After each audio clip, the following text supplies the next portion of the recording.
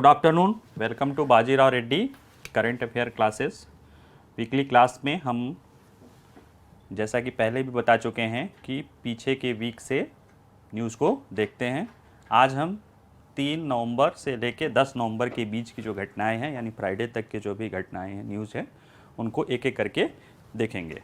ठीक है, इसमें से कुछ एक न्यूज़ जो है पिछले क्लास में रह गई थी, जो इम्पॉर्टेंट है उसको भी कर लिया हूँ, वो आगे आपको मिलेगा। ठीक है, तो जो पीछे छूट गया था उसके लिए घबराने की ज़रूरत नहीं है। चलिए, अगर सोशल पॉलिटिकल इशू के रूप में देखा जाए तो पहला न्यूज़ है जो बहुत इम्पॉर्टेंट है, जिसके आगे आने वाले दूरगामी परिणाम भी होंगे, वो है सुप्रीम कोर्ट का एक फैसला, संविधान पीठ का एक फैसला है सुप्रीम कोर्ट के। क्या है ये कि EWS कोटा बरकरार रहेगा। ये आरक्षण से जुड़ा मामला है। इकोनॉमिक वीकर सेक्शन यानी आर्थिक रूप से जो कमज़ोर वर्ग है उसके से जुड़ा मामला है।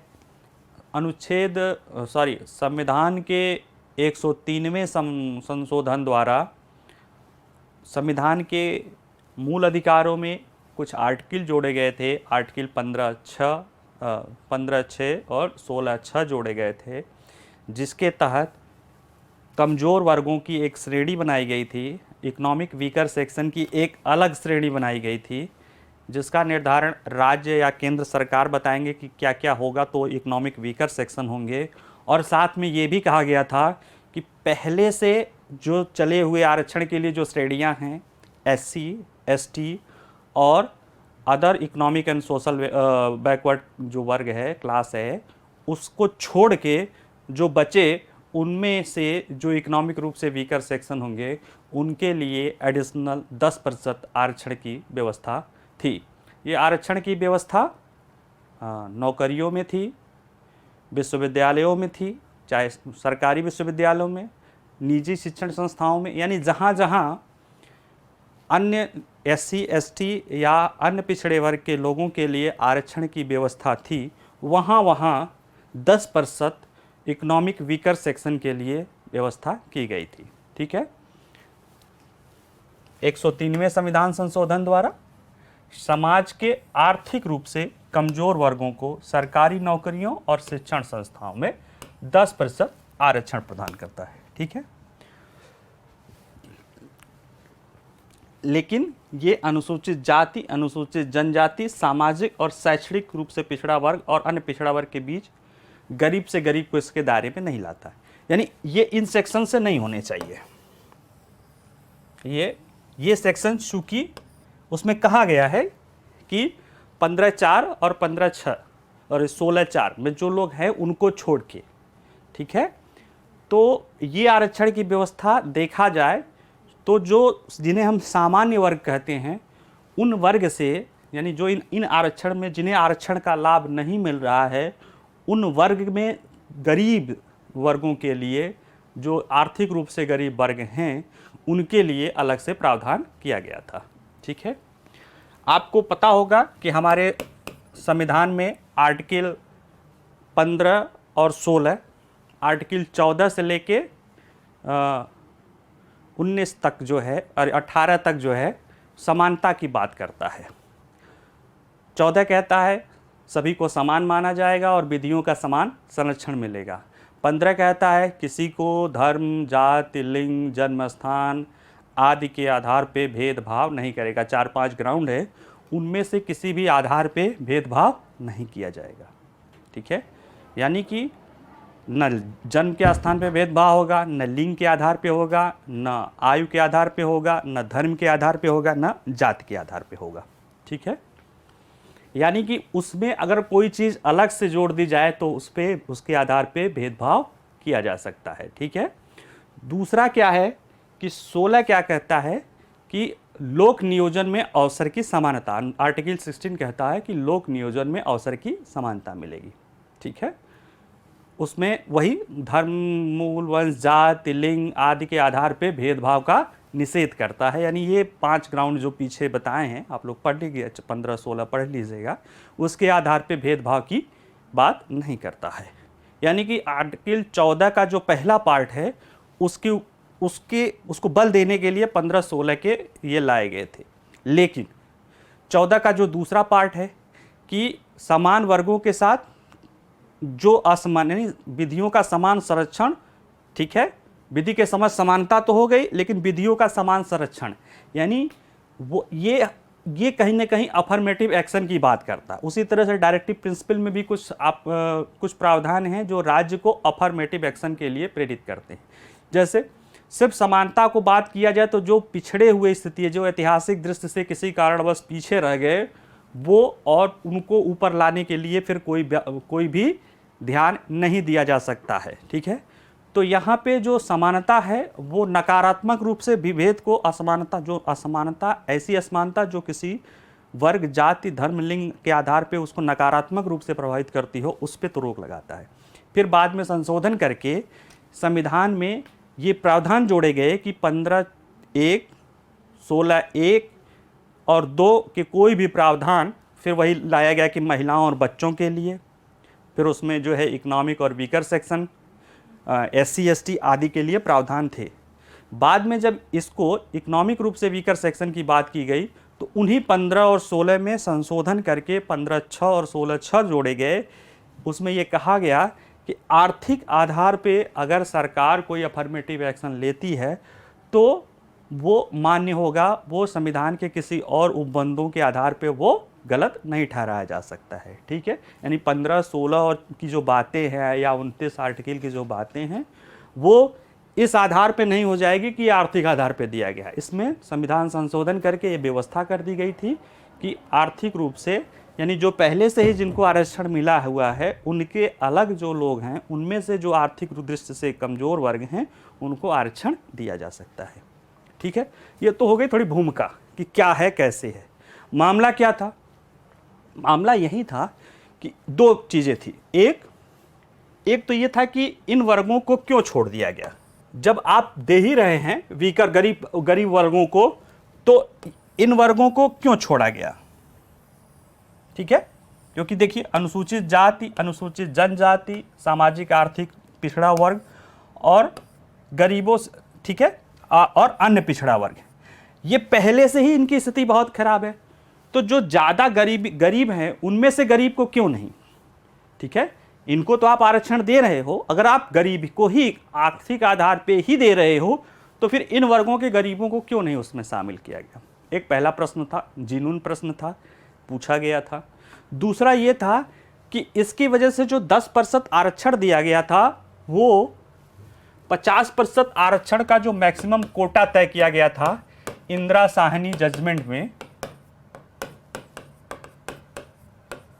साहनी निर्णय में जो जजमेंट सुप्रीम कोर्ट ने दिया था कि आरक्षण की सीमा 50% से अधिक नहीं हो सकती है, उसके ऊपर था। तो 2 प्रश्न थे कि एक, ये आरक्षण की सीमा 50% से ऊपर का जो है ये उल्लंघन करती है। दूसरा, इसमें जब गरीबी की बात की जा रही है तो इन वर्गों के गरीबों को, जिन्हें वास्तव में गरीबों में भी गरीब माना जाता है, क्यों नहीं शामिल किया गया। इसलिए इस आधार पे माना गया कि चैलेंज किया गया है कि ये असंवैधानिक है, यानी कि संविधान के उपबंधों, और उसमें भी कहा गया कि बेसिक संरचना, बेसिक स्ट्रक्चर, जैसे कि आप लोग पता होगा अगर पढ़े होंगे पॉलिटी में, पोल साइंस में, कि जो बेसिक स्ट्रक्चर की एक बात आई थी कि संसद संविधान में संशोधन कर सकती है कि नहीं कर सकती है। पहले किया गया कि वो कुछ भी कर सकती है, फिर बाद में आया कि नहीं कर सकती है, कुछ चीज़ें हैं जो नहीं कर सकती है। सुप्रीम कोर्ट उसमें जो है करके ये बाद में आया कि संसद संशोधन कर सकती है, लेकिन कुछ ऐसी चीज़ें हैं जिसमें वो संशोधन नहीं कर सकती है। उसे बेसिक स्ट्रक्चर माना गया कि अगर उसमें संशोधन कर देगी तो वो संविधान रह ही नहीं जाएगा। उन बेसिक स्ट्रक्चर का ये अवधारणा कहीं संविधान में लिखी नहीं है। भारत की सर्वोच्च न्यायालय ने इसे अपने जजमेंट में दिया था, और उसमें क्या क्या शामिल होगा वो विभिन्न समय जजमेंट में वो अपने उसकी संविधान पीठ उसमें शामिल करती रहती है। उसमें जैसे शामिल में ही बहुत सारे तत्व हैं, जैसे लोकतंत्र है, संसदीय प्रणाली है, समानता है, न्यायिक स्वतंत्रता है, ठीक है, न्यायिक पूर्वावलोकन की शक्ति है, और भी बहुत सारी चीज़ें हैं, ठीक है। उसी में समानता भी एक पहलू है, धर्मनिरपेक्षता भी है, आपको धर्मनिरपेक्षता भी है, समानता एक पहलू है जिसका ये कहीं ना कहीं उल्लंघन कहा गया है। ये माना गया है कि इसमें कहीं ना कहीं गरीबों में समानता नहीं देखी गई है, जो गरीबों में सबसे ज़्यादा गरीब हैं उनको छोड़ दिया गया है। अतः ये क्या है, एक तरह से असंवैधानिक संशोधन है, ठीक है। इसको सुप्रीम कोर्ट ने सुना, 5 जजों की संविधान पीठ थी। इसमें CJI थे जो अब रिटायर हो गए हैं, जस्टिस रविंद्र एस भट्ट थे, दिनेश माहेश्वरी थे, JB पारदीवाला थी, बेला M त्रिवेदी थी। यही 5 लोगों की संविधान पीठ थी। संविधान पीठ संवैधानिक मामलों के जांच के लिए जब संविधान की सुप्रीम कोर्ट की बेंच में 5 या उससे ज़्यादा जज बैठे होते हैं तो उसको संविधान पीठ कहा जाता है, ठीक है। इसमें इन लोगों ने 1919 में संशोधन के जो संविधान विधेयक था उस पर देखा, जांचा, चर्चा किया और बहुमत से फैसला दिया कि 3-2 के बहुमत क्या था, 3-2 के बहुमत से फैसला दिया कि 103वां संविधान संशोधन वैलिड है, वो संविधान के बेसिक स्ट्रक्चर को नहीं ब्रेक करता है, साथ में 50% की जो सीमा का उल्लंघन भी नहीं होता है इंदिरा साहनी की जो जजमेंट है। यानी दोनों ग्राउंड पे ये सही है, अतः ये लागू रहेगा, ठीक है। इसमें जस्टिस ललित और रविंद्र एस भट्ट ये दोनों इसके विरोध में थे, इसके विरोध में थे इस संशोधन के, और इन दोनों लोगों का मानना था कि ये गलत है क्योंकि ये समाज के सबसे गरीब से गरीब वर्गों को उससे बाहर करता है, जो रविंद्र एस भट्ट ने है। अगर आप YouTube पे जाके उस जजमेंट पे सुनेंगे तो इनकी बात बहुत कड़वी आलोचना की है अपने ही साथी जजों के बेंच की सुप्रीम कोर्ट। उन्होंने कहा कि 70 सालों के रिपब्लिक गणतंत्र के इतिहास में शायद पहली बार ऐसा हो रहा है कि माननीय सर्वोच्च न्यायालय ने एक ऐसा निर्णय दिया है जिसमें इंक्लूजन, समावेशन की बात न स्वीकार करके एक्सक्लूजन की बात की गई है। जैसे इसमें लिखा है ना कि कुछ वर्गों को इसमें से लिखा है कि जो पहले से आरक्षण पा रहे हैं उन वर्गों को छोड़ के जो समाज के वीकर सेक्शन है उनके लिए, ठीक है। तो इन्होंने खुद कहा कि 70 सालों में शायद पहली बार ऐसा हो रहा है कि माननीय सर्वोच्च न्यायालय ऐसा जजमेंट दे रही है जिसमें कि इंक्लूजन की बात ना हो के इंक्लूसिवनेस की बात ना हो के एक्सक्लूसिवनेस है।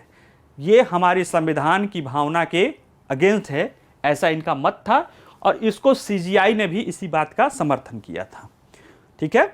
इन्होंने ये कहा था, उन्होंने कुछ आंकड़े भी दिए कि अगर गरीबी की बात है तो गरीबी की जितने भी डेटा देखेंगे उसमें जो वर्ग है, अनुसूचित जाति, जनजाति, अल्पसंख्यक, पिछड़े वर्गों की संख्या की में गरीबी ज़्यादा है। वनस्पति सामान्य वर्गों में 5 से 8% लोग गरीब हैं, जबकि अनुसूचित जाति में 35 से 40%। ऐसे में जिस वर्ग में बहुत बड़ी गरीबी है उनको छोड़ देना कि उनको पहले से ही लाभ मिल रहा है, ये कहीं ना कहीं उनके खिलाफ अन्याय है, ठीक है। ये रविंद्र भट्ट का विचार था, इससे ये भी सहमत है। एक इंटरेस्टिंग बात ये है कि देखा जाए तो ये 5 जज हैं, प्रशासनिक दृष्टि से ये CJI हैं, चीफ जस्टिस ऑफ इंडिया, और इनको सुप्रीम कोर्ट के एडमिनिस्ट्रेशन पे बहुत बड़ा पावर है, जजों की नियुक्ति, ट्रांसफर, किसको केस जाएगा, क्या करेगा। लेकिन जब ये न्यायाधीश के रूप में कोर्ट में बैठते हैं, पीठ में बैठते हैं, भले ही इनकी अध्यक्षता में रहा हो, लेकिन इनके भी मत का उतना ही महत्व है जितना इनके यानी बाकी साथी जजों के मत का है, ठीक है। अतः 2 जजों के जो है अल्पमत फैसले को ठुकरा के हमेशा सुप्रीम कोर्ट बहुमत के ही फैसले लेती है जब भी इसीलिए बनती हैं 5 जजों की बेंच, 7 जजों की बेंच, 9 जजों की बेंच संवैधानिक पीठ, उसके नीचे 2 और 3 जजों की बनती है, वो संविधान की सुप्रीम कोर्ट की पीठ रहती है जैसी ज़रूरत होती है। इसमें 2 लोगों ने माना कि ये असंवैधानिक है, हमारी मूल संरचना से अलग है। 3 लोगों ने माना कि इसमें कोई बात नहीं है, ये ठीक है ना। और अगर इसमें इंटरेस्टिंग बात बता दिया जाए तो सभी संवैधानिक जो पीठ बनी है अब तक वो केवल 2 बार सर्वसम्मत से फैसला दिए हैं। 2 बार ऐसा रहा है कि सभी के सभी जजों ने एक मत लिया है। एक राम मंदिर वाले मुद्दे में उन सभी ने वो माना कि वो जो भी कहा वो सारे लोग उससे सहमत थे।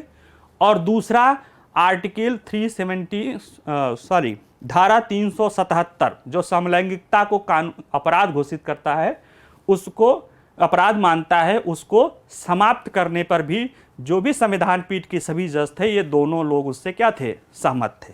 ठीक है।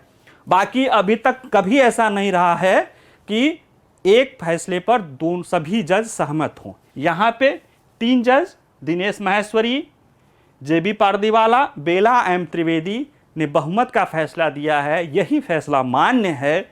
और रविंद्र एस भट्ट और चीफ जस्टिस जो कि अब रिटायर कर गए हैं यू ललित, इनका अल्पमत का फैसला था और उसे माना नहीं गया है। ठीक है। तो देख लीजिए इसमें इन्होंने क्या क्या कहा है, वही जो अभी तक मैंने बताया था, जल्दी जल्दी देख लेते हैं। पक्ष में जो तर्क दिए थे वो क्या था कि आर्थिक मानदंड के आधार पर क्या आरक्षण संविधान के मूल ढांचे का उल्लंघन किया है। न्यायमूर्ति ने कहा, जो इन्होंने महेश्वरी जी ने कहा, ठीक है, कि नहीं, आरक्षण राज्य द्वारा सकारात्मक कार्रवाई का एक साधन है जिससे लोगों की बेहतरी आती है। और अगर किसी भी कारणवश कमजोर वर्ग में कोई भी शामिल हो रहा है तो विधायिका के पास ये अधिकार है कि वो उसे शामिल कर सकती है। और विधायिका कहा कि विधायिका अपने लोगों की ज़रूरतों को समझती है और उसे पूरा भी करती है। अतः उन्होंने कहा कि ये व्यवस्था बनाई गई है तो इसमें कोई गलत नहीं है। इसलिए इन तीनों जजों ने कहा का मानना है कि अकेले आर्थिक मानदंड पर आरक्षण संविधान के मूल ढांचे का उल्लंघन नहीं करता है। ठीक है। और जो फिर वही है कि समानता और असमानता की बात है, उसमें ये डिटेल लिखा हुआ बता देते हैं, सुन लीजिएगा, पढ़ लीजिएगा कि जो ये था कि ये कुछ लोगों को बाहर करता है। तो उसने कहा कि संविधान में कुछ वर्गों के लिए अलग से व्यवस्था है, वो एक समान वर्ग हैं। जैसे समान वर्गों के साथ समान व्यवहार, असमान वर्गों के साथ असमान बर्ताव। उसी तरह से जज ने कहा कि जो वर्ग ऑलरेडी, जैसे एक उनका एक वर्ग है जो पिछड़े वर्ग हैं, अनुसूचित जाति, जनजाति, वो एक हकीकत है, वो हैं, उनके लिए व्यवस्था की गई है। तो ऐसे में इकोनॉमिक उनको फिर से शामिल करके दूसरा वर्ग बनाना, ये कहीं ना कहीं असमानों के साथ समान बर्ताव या समानों के साथ असमान बर्ताव करना एक समान हो जाएगा। यानी एक जैसे सारे लोग हों उनके साथ भेदभाव करो और अलग अलग लोग हों उनके साथ एक जैसा बर्ताव करो, तो कहीं ना कहीं दोनों एक तरह से गलत है। जिसकी जो ज़रूरतें होती हैं उनके अनुसार उसका साथ व्यवहार करना चाहिए। ठीक है। इसलिए कहा कि ये अगर असमान वर्ग हैं तो उनके साथ असमान व्यवहार करना कोई गलत नहीं है। ये लॉजिक पे आधारित है कि पहले से उनको मिल रहा है, उनकी व्यवस्था है, और अगर फिर ऐसे करेंगे तो फिर ये एंडलेस हो जाएगा, फिर तो वो जो लागू करने का उद्देश्य ही खत्म हो जाएगा और कार्यपालिका के पास लोग अपनी बातें रखते हैं, उसके पास अधिकार है, उसने जो किया है वो सही किया है, कानूनन और संविधान के ढांचे के अनुरूप किया है। फिर पूछा गया कि जो 50% की सीमा है उसका क्या, तो उन्होंने कहा कि वो 50% की जो इंदिरा साहनी जजमेंट में जो सीमा दी गई थी वो सामाजिक और जो जातिगत आधार पर आरक्षण थी, सामाजिक और शैक्षणिक आधार पे या जो अनुसूचित जाति और जनजाति के आधार पे जो आरक्षण की सीमा दी गई थी उनके लिए था। उसमें आर्थिक आधार पे अगर एक्स्ट्रा बढ़ता है तो वो भेदभाव नहीं माना जाएगा, वो लागू होगा। अतः ये दोनों आधार पे इन्होंने कह दिया कि ये सही है और इसमें कोई चीज़ गलत नहीं है। बाकी जो अभी बताया वो तर्क इसमें दे दिया गया है और ये कहीं ना कहीं अब एक विधान बन गया है। चूँकि 103वां संविधान संशोधन है, संविधान पीठ ने उसे बहुमत से मान लिया है, तो ये अब हमारे संविधान का एक जायज़ हिस्सा है। अब फ्यूचर में कभी कोई सरकार इसको बदले या इससे बड़ी संविधान की कोई पीठ इस फैसले को बदल दे तो अलग है। इससे बड़ी यानी 7 जजों की पीठ या अगर इसको बदल दे तो अलग है, अदरवाइज यही फैसला लागू रहेगा। ठीक है, चलिए अब आगे देखते हैं। शिक्षा मंत्रालय ने एक प्रदर्शन सूचकांक जारी किया है। ये विभिन्न राज्यों का उनके परफॉर्मेंस के आधार पे इंडिकेशन है। ठीक है, इसे प्रदर्शन श्रेणी सूचकांक कहा जाता है। ये 2020-21 के लिए जारी किया गया है। इस व्यवस्था में राज्यों को क्या किया जाता है, श्रेणियों में बांटा जाता है। 2 आधार पे होता है, एक उनको प्रदर्शन के आधार पे, दूसरा उनको इंफ्रास्ट्रक्चर और व्यवस्था के आधार पे होता है। उसमें भी 5 उपश्रेणियाँ होती हैं, यानी कुल 10 आधार पे इंडिकेशन बनाया जाता है। उनको मार्क्स दिए जाते हैं, आंकड़े उनका मतलब राज्यों को किया जाता है। और 1000 से लेके 550 मतलब 1000 मैक्सिमम होते हैं। और उनका जो श्रेणी क्रम होता है, अधिकतम को 1 दिया जाता है और न्यूनतम को 10 दिया जाता है। उसके आधार पे ये बांटा जाता है। और जो राज्यों को किया जाता है L1, L2 ऐसे आधार पे बांटा जाता है। तो इसके जो निष्कर्ष निकले हैं वो देख लिया जाए तो अभी तक जो है कोई भी राज्य L1 श्रेणी का सर्वश्रेष्ठ स्तर हासिल नहीं कर पाया है।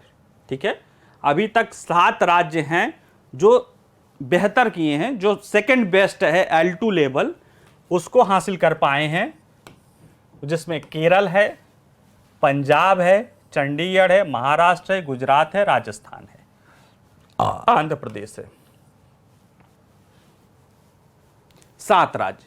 उन 7 राज्यों में गुजरात, राजस्थान, आंध्र प्रदेश पहली बार उसमें शामिल हुए हैं। 4 तो पहले से ही L1 लेवल थे। ठीक है, इसमें कुछ बातें की गई है फैक्चुअल। उसमें यह है कि पूरे भारत में 14.9 लाख स्कूल हैं, 95 लाख शिक्षक हैं और विभिन्न सामाजिक आर्थिक पृष्ठभूमि के लगभग 26.5 करोड़ छात्र हैं, जो दुनिया की सबसे बड़ी शिक्षा प्रणाली एक है। यानी कि यहाँ पे 26.5 करोड़ छात्र हैं, 95 लाख शिक्षक हैं और 14.9 लाख विद्यालय हैं। ठीक है, इन्हीं का सबको मिला के विभिन्न राज्यों के आधार पे आंकड़ा शुरू किया गया है। ठीक है, इसका उद्देश्य जो होता है साक्ष्य आधारित नीति निर्माण को बढ़ावा देना और सभी के लिए गुणवत्तापूर्ण शिक्षा सुनिश्चित करने के लिए पाठ्यक्रम सुधार। ठीक है, स्कूल शिक्षा विभाग इसे 2017 से 17-18 यानी इस साल वाला 22 में अगर 20-21 का है तो 17-18 मतलब 19 में आया होगा, फिर भी 17-18, 18-19 और 19-20 का जो है जारी कर चुकी थी रिपोर्ट। पीजीआई जारी कर चुकी थी। यह रिपोर्ट 20-21 के लिए है। ठीक है, पीजीआई संरचना के लिए 70 संकेतक में 1000 अंक शामिल किए गए हैं, जिन्हें 2 श्रेणियों में बांटा गया है। क्या है? परिणाम और शासन प्रबंधन। फिर इन्हें 5 श्रेणियों में learning, output, accessibility, infrastructure and facilities, equality, शासन प्रक्रिया, गवर्नेंस पॉलिसी। ठीक है, इनमें 1 से 1000 तक अंक दिए गए हैं, जिसमें 950 से अधिक प्राप्त करने वाले को 1 यानी 1000 से लेकर जो 950 पाएंगे उनका श्रेणी 1 स्तर है, उच्चतम श्रेणी स्तर 1 है, और जिसको L1 बोलते हैं। और वैसे नीचे आते आते जो 50 551 से कम रहेंगे यानी 550 से कम जिनका होगा उनको L10 यानी श्रेणी 10 श्रेणी स्तर 10 L10 माना जाएगा, ठीक है। तो अभी हमारे यहाँ कोई भी राज्य L1 में नहीं पहुँचा है जिसने 950 के ऊपर जो है इस इंडिकेशन में पाया हो, हाँ, लेकिन 7 राज्य L2 स्तर में पहुँचे हैं, ठीक है। ये इतने आंकड़े हैं। फिर इसी से एक और जुड़ा हुआ एक साथ उसी समय एक रिपोर्ट जारी की गई थी, एकीकृत जिला सूचना प्रणाली प्लस। ये व्यवस्था है, पहले रिपोर्टिंग अकाउंटिंग आदि के लिए जो है ना दस्ती मतलब हाथ से संकलन लिखाई पढ़ाई होती थी, बाद में इसको 18-19 से USAID नामक ऑनलाइन डेटा संकलन प्रणाली, ऑनलाइन उसको डेटा को संकलित किया जाता है। इसमें विभिन्न स्कूलों से जुड़ी हुई विभिन्न सारी चीज़ों को एकत्रित किया जाता है, फिर उसके आधार पर एक निष्कर्ष निकाला जाता है और सूचनाएं एकत्रित करके एक होलिस्टिक व्यू में शिक्षा प्रणाली को समझने की और उसमें क्या किया जाए इसको जानने की कोशिश की जाती है। जैसे अगर 2021 में महत्वपूर्ण संकेतों के अतिरिक्त और आंकड़े कैसे कैसे इसमें जुड़े थे, डिजिटल पुस्तकालय, सहपाठियों से सीखना, कठिन चीज़ों की पहचान, स्कूल में पुस्तकालय, पुस्तकों की संख्या आदि की भी आंकड़े जो है नई शिक्षा नीति के तहत जो चीज़ें उसमें इसमें जोड़ी गई थी। रिपोर्ट के महत्वपूर्ण निष्कर्ष क्या हैं, क्या क्या इससे हमें पता चलता है, उसने बताया क्या क्या है। वर्ष 21-22 में प्राथमिक से उच्चतर माध्यमिक स्तर तक स्कूलों में कुल 25.57 करोड़ छात्रों का नामांकन हुआ। प्राथमिक से जो बच्चे उच्चतर माध्यमिक में गए यानी मिडिल में गए, ठीक है। और ये 2020-21 यानी एक साल पहले की अपेक्षा 13.36 लाख की इसमें क्या हुआ, बढ़ोतरी हुई। यानी कि नामांकन प्राइमरी से मिडिल में जाने वालों की संख्या बढ़ गई, ठीक है। ये बढ़ी, कितनी बढ़ी, 19.36 लाख, ठीक है। अब उसके बाद और क्या इसमें और माइक्रो जाओ, 2021 में अनुसूचित जाति के छात्रों का नामांकन 4.82 करोड़ का इजाफा हुआ, ठीक है। इसमें 4 यानी 4 इजाफा होके थोड़ा सा हमें लगता गलत है, बढ़कर, ये इजाफा नहीं, नामांकन बढ़कर, सही कर लीजिएगा, बढ़कर 4.82 करोड़ हुआ। इसमें 4 लाख यानी 19.36 लाख लोग जो बढ़े थे, नामांकन जिनका बढ़ा था, उसमें 4 लाख अनुसूचित जाति के छात्र बढ़े थे, ठीक है। अनुसूचित जनजाति, इसमें भी वही बढ़ के 2,51,00,000 हो गए, जो 2 लाख इसमें भी बढ़े, यानी 4 लाख अनुसूचित जाति के बढ़े, 2 लाख अनुसूचित जनजाति के बढ़े, ठीक है। और पिछड़ा वर्ग के बढ़े 13 लाख, ठीक है। 13 लाख जो है यानी 4 + 2 + 13 कितना हो गया, 19। यानी कि ये जो बढ़ोतरी हुई है, ये देखा जाए मोटे मोटे तौर पे तो अनुसूचित जाति, अनुसूचित जनजाति, अन्य पिछड़े वर्गों के नामांकन में हुआ, ठीक है। यानी कि इतने ज़्यादा लोग प्राइमरी से मिडिल गए, ठीक है। यानी सामान्य वर्ग में बहुत ज़्यादा 36,000 यानी बहुत ज़्यादा अंतर नहीं है। क्यों? क्योंकि ऑलरेडी उनके बच्चे प्राइमरी से मिडिल में तो जाते ही रहे हैं। जो ज़्यादा अंतर आया है वो कहाँ पे आया है, इनमें। अगर 4.5 करोड़ में 4 लाख आ रहा है यानी 1% यहां बढ़ गए, 2% यहां बढ़ गए, 1.5% यहां बढ़ गए। यानी यहां पे जो नहीं जा रहे थे, जो प्राइमरी के बाद बच्चे छोड़ दे रहे थे, इस रिपोर्ट से पढ़ के यही लगता है ना भाई। 19 आप देखो रिपोर्ट को कैसे पढ़ना है जरा समझो। 19.36 लाख टोटल बढ़े प्राइमरी से मिडिल में ज्यादा, और उसमें से 19 लाख तो इन्हीं 3 वर्गों से हैं।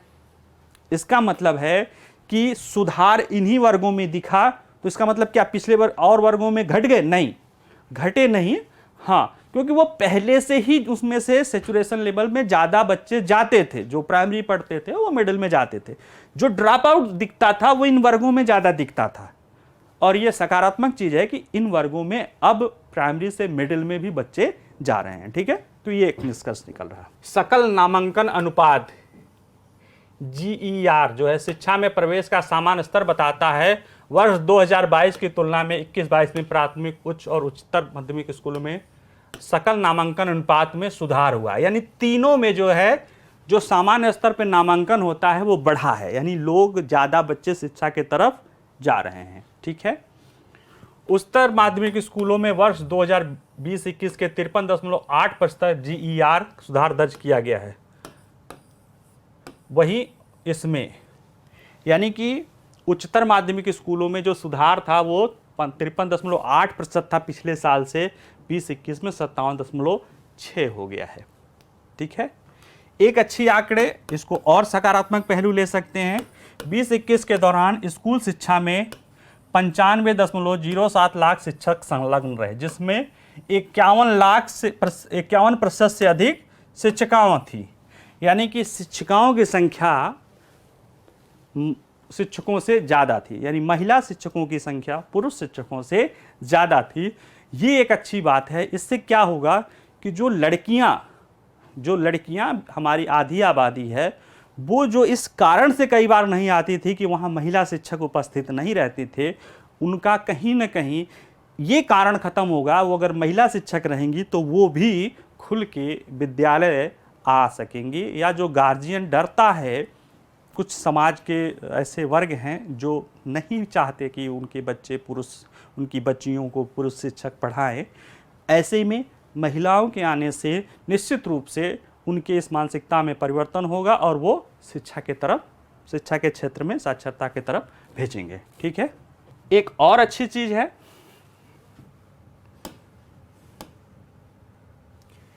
2020-21 में 12.29 करोड़ से अधिक छात्राओं ने प्राथमिक से उच्चतर माध्यमिक में नामांकन कराया था।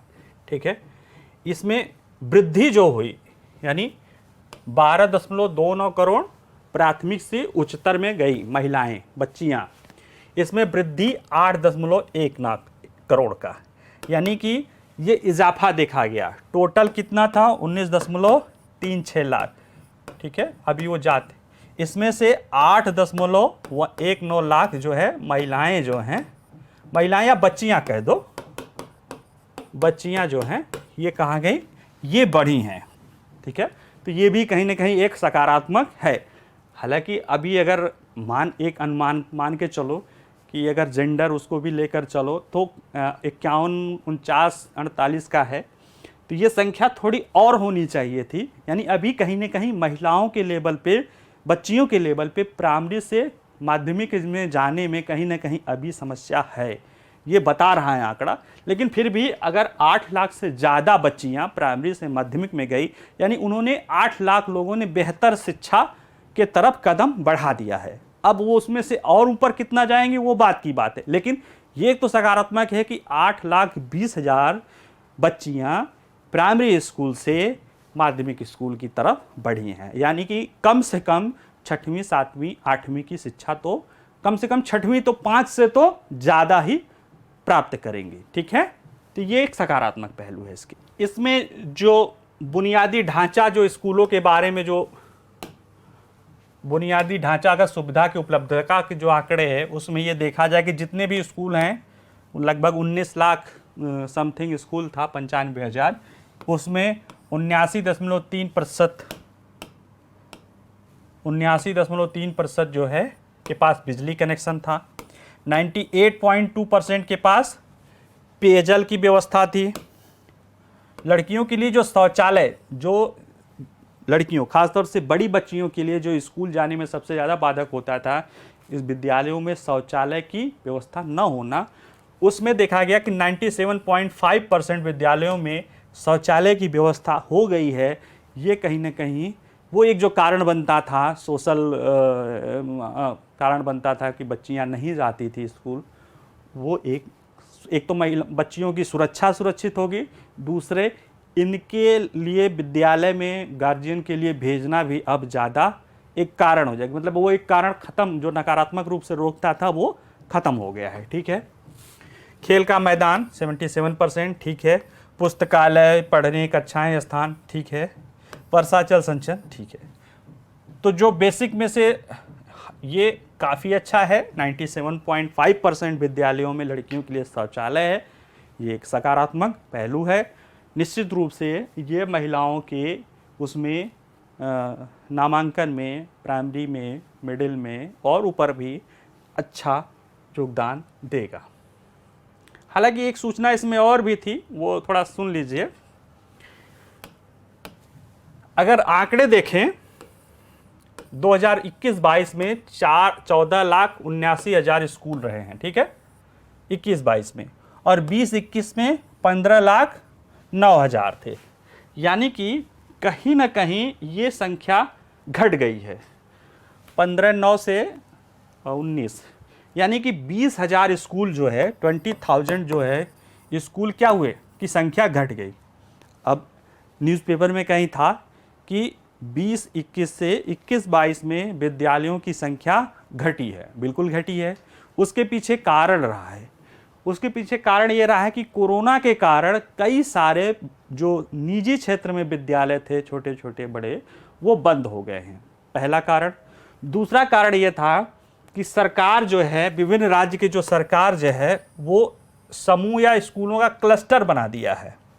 जैसे 2-4 स्कूल थी, मतलब 2-3 स्कूल दूर दूर थे या आसपास थे, उनको मिला के एक बड़े स्कूल का वो कर दिया। तो संख्या कहीं ना कहीं, अगर 2 स्कूल को जोड़ के एक स्कूल बनाया गया तो कहीं ना कहीं संख्या घटी। और संख्या घटी क्योंकि कई ऐसे विद्यालय थे जिसमें एक टीचर थे, किसी में शिक्षक नहीं थे, किसी में एक शिक्षक थे तो कुछ नहीं था, बच्चे नहीं थे। तो इन विद्यालयों को ऐसे उसको जोड़ा गया। क्यों? क्योंकि आरटीई के तहत प्रत्येक विद्यालय बताया गया ना कि 1 किलोमीटर जो भी दायरा था। लेकिन जो बाद में वो बच्चे निकल गए और बच्चे इधर सरकारी स्कूल में या दूसरे विद्यालय में या प्राइवेट स्कूल में जाने लगे, तो कुछ सरकारी विद्यालय ऐसे थे, खासतौर से एक जिसमें शिक्षक थे ही नहीं, कहीं में शिक्षक थे तो छात्र नहीं थे।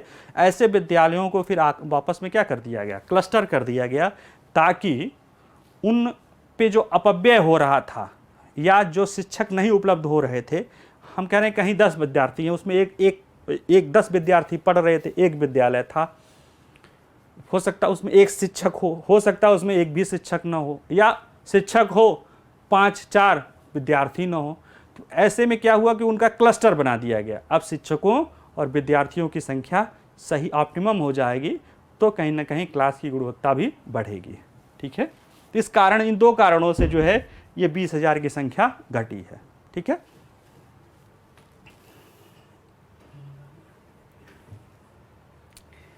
एक ये न्यूज़ था, ये आप इसको अपने इथिक्स के पेपर में जोड़ सकते हैं, प्री वाले में भी आ जाएगा, लेकिन ये हम इसको इथिक्स के लेकर यही इसको डिस्कस कर रहे हैं और आपको समझा रहे हैं। इसमें एक मामला था कि पता होने के बावजूद नाबालिग के खिलाफ यौन अपराध का जानकारी न देना गंभीर अपराध है। ठीक है, एक मामला था, एक जगह जो है बच्चों के साथ यौन शोषण का मामला था एक विद्यालय में। वहाँ पे पुलिस ने वहाँ का जो डॉक्टर था, जो उस हॉस्टल से, उस शिशु गृह से जुड़ा हुआ, मतलब बाल गृह से जुड़ा हुआ था, उसको भी पॉक्सो एक्ट के तहत जो है मुकदमा दर्ज किया था कि वो जो बाल शिशु वाला जो है कठिन एक्ट में। बाद में वहाँ से कोर्ट ने उसको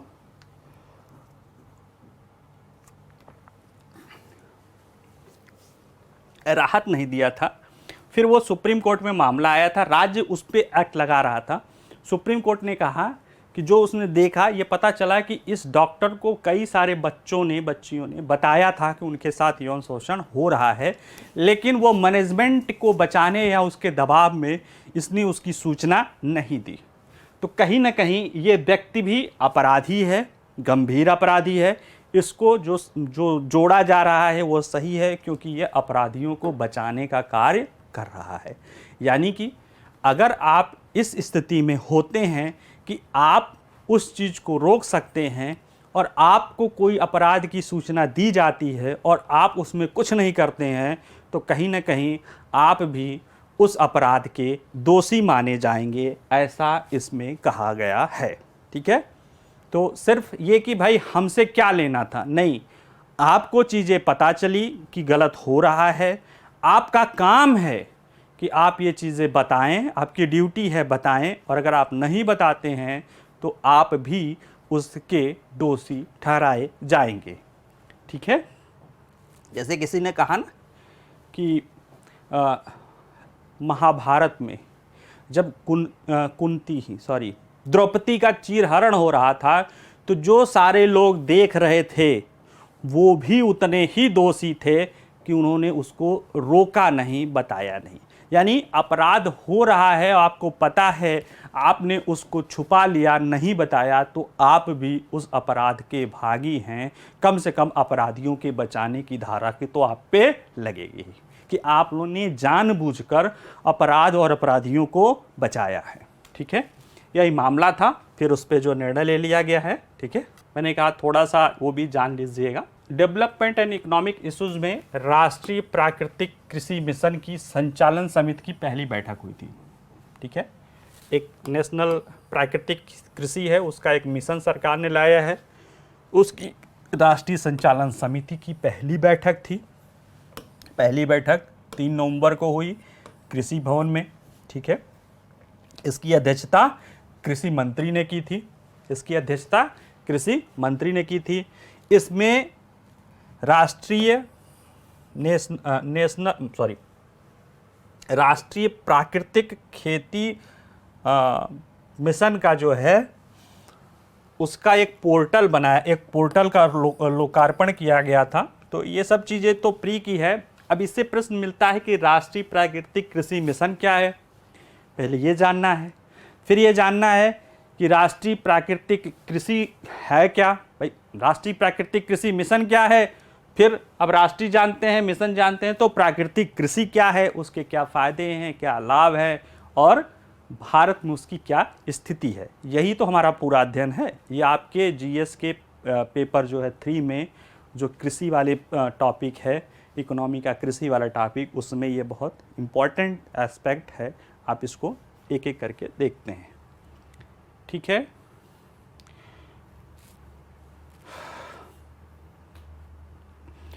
राष्ट्रीय कृषि प्राकृतिक खेती पर राष्ट्रीय mission, national mission on natural farming, national mission on natural farming.